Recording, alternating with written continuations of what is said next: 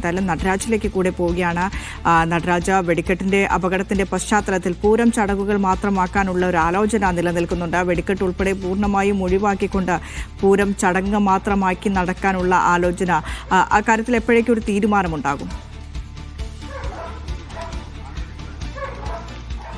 ഇന്ന് നടക്കുന്ന മന്ത്രിസഭാ യോഗത്തിൽ ഇത് സംബന്ധിച്ചൊരു അന്തിമ തീരുമാനമുണ്ടാകുമെന്നാണ് മനസ്സിലാക്കുന്നത്. മന്ത്രിസഭാ യോഗത്തിൽ ഇത് സംബന്ധിച്ച് എന്ത് ചെയ്യണമെന്ന കാര്യം സംബന്ധിച്ചൊരു തീരുമാനമെടുക്കും. അതിനുശേഷം തൃശ്ശൂർ പൂരത്തിൻ്റെ ഘടക ക്ഷേത്രങ്ങളുടെയും തിരുവമ്പാടി പാറമേക്കാവ് ദേവസ്വങ്ങളുടെയും ജില്ലാ ഭരണകൂടത്തിൻ്റെയും പോലീസിൻ്റെയും ഒക്കെ നേതൃത്വത്തിൽ നാളെ യോഗം ചേരും.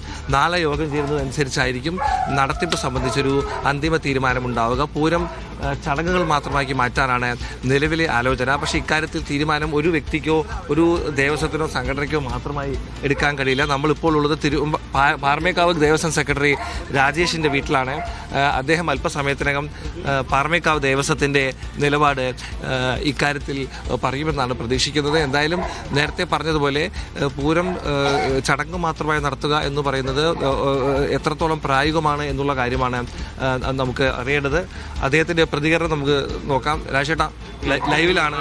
എന്താണ് ഈ സംഭവത്തിൽ നമുക്കിനി ചെയ്യാൻ കഴിയുക? വളരെ ദുഃഖകരമായ സാഹചര്യം.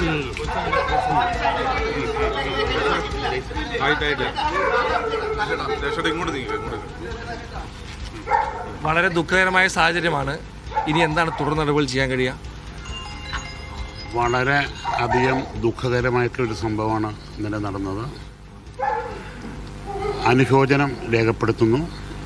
പാറമേക്കാവ് ദേവസ്വം ഞാൻ വ്യക്തിപരമായിട്ടും മരിച്ചവരുടെ ഒപ്പമാണ്. ഈ ദുഃഖത്തിൽ ഞങ്ങൾ കുടുംബത്തിനൊപ്പമാണ്, എല്ലാ കുടുംബങ്ങളുടെ ഒപ്പമാണ്.